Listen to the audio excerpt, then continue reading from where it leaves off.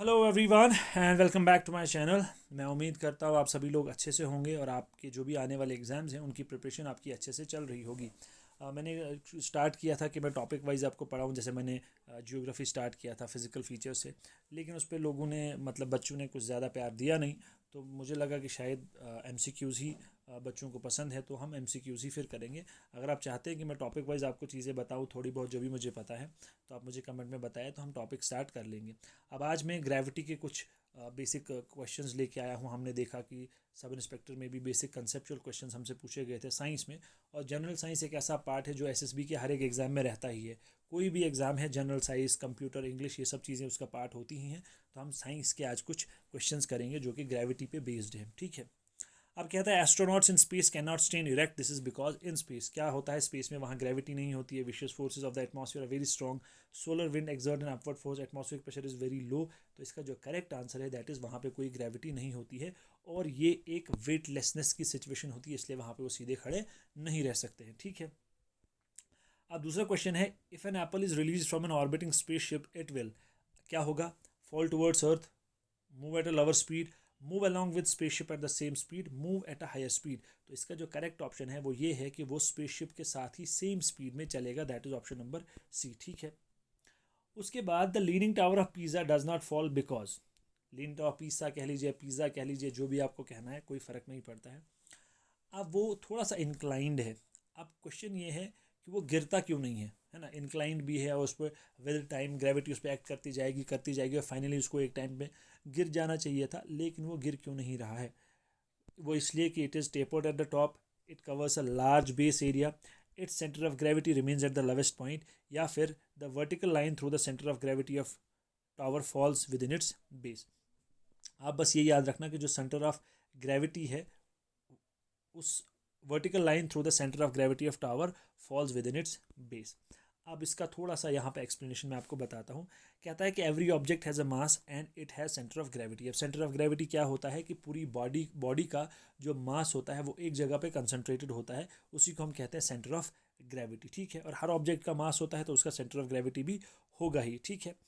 अब leaning tower of pizza की जब हम बात करते हैं तो ये सेंटर ऑफ ग्रेविटी ही है that makes it stand stable despite leaning.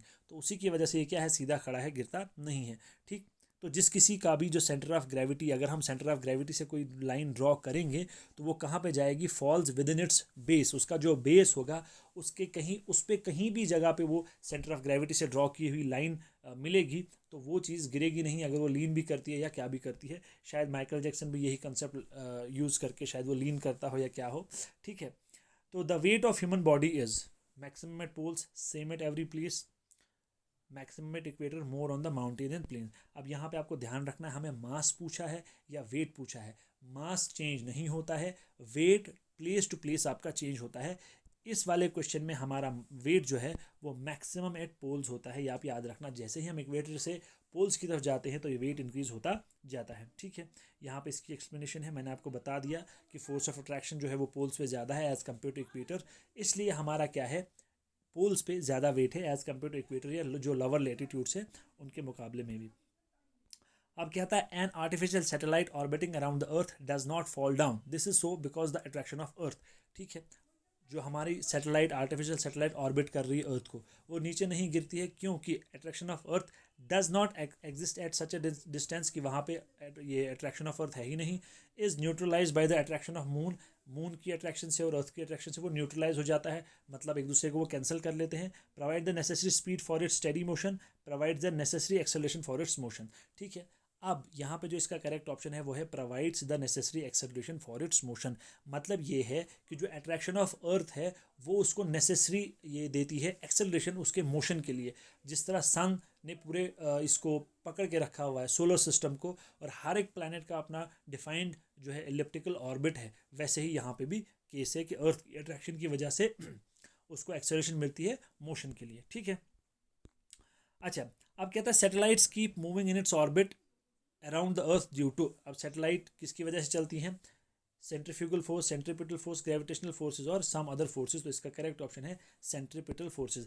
अब याद रखना, जब भी कोई चीज़ इस तरह होगी कि सेंटर में कोई चीज़ है, हम उसके इर्द गिर्द की चीज़ की बात कर रहे हैं और हम टुवर्ड्स सेंटर वाली बात कर रहे हैं कि टुवर्ड्स सेंटर क्या कोई भी मतलब क्या चक्कर है उन दोनों के आपस में बीच में, तो टुवर्ड्स सेंटर जब भी कोई बात आएगी और वहाँ पे आपसे फोर्स पूछा जाएगा तो मोस्ट ऑफ द टाइम जो टुवर्ड्स सेंटर फोर्स यूज़ होती है वो है आपकी सेंट्रीफ्यूगल फोर्स। जैसे आपने देखा होगा कि जब हम कहीं टर्न पे कहीं कर्व पे होते हैं तो जो बाहर वाली साइड होती है रोड की वो थोड़ा ऊपर होती है, वो इसीलिए होती है ताकि मतलब ये अब हाईवे का कुछ कंसेप्ट आएगा यहाँ पे, तो वहाँ पे भी सेंट्रीफ्यूगल फोर्स ही यूज़ होती है। जो हम लीन करते हैं अंदर की तरफ अपनी बाइक को या गाड़ी जो अंदर को टर्न जैसे आती है, ठीक है, वहाँ पे भी सेंट्रीपिटल फोर्स ही यूज़ होती है। फिर है the time period of a pendulum is dependent on which of the following factors. जो पेंडुलम आपने देखा होगा घड़ी पे जो चलता रहता है टक टक टक टक, उसका जो टाइम पीरियड है मतलब कि वो एक टाइम पे ये एक कितने टाइम में कवर करता है मूवमेंट अपनी पूरी, वो mass of the pendulum, length of the pendulum, time of oscillation या टेम्परेचर।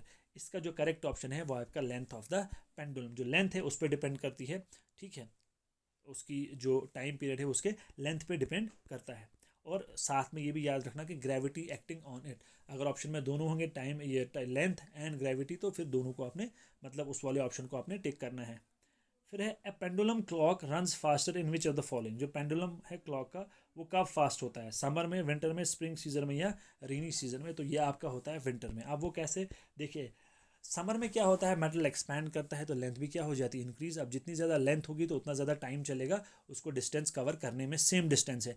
लेकिन विंटर्स में क्या होता है, उसकी डिस्टेंस ये उसका जो वो कॉन्ट्रैक्ट हो जाता है सर्दी की वजह से, है ना। जैसे हम पढ़ते भी हैं कि everything expands on heating and contracts on cooling, वही है। तो उससे क्या होता है, डिस्टेंस कम हो जाता है और टाइम पीरियड भी फिर ये सॉरी उसकी लेंथ कम हो जाती है और फिर टाइम पीरियड भी कम हो जाता है। अब है earth escape velocity is equivalent to which of the following. 15 kilometre, 21, 7 या 11.2, तो इसका है 11.2 किलोमीटर पर सेकेंड, ठीक है। अब ये आपको पता ही होगा एस्केप वेलोसिटी क्या होती है, कि जो अर्थ का ग्रेविटेशनल फील्ड है उससे बाहर अगर हमने किसी चीज़ को परमानेंटली भेजना है तो किस स्पीड से सेंड करना है ताकि वो फिर बाहर ही रहे, तो उसको कहते हैं एस्केप वेलोसिटी।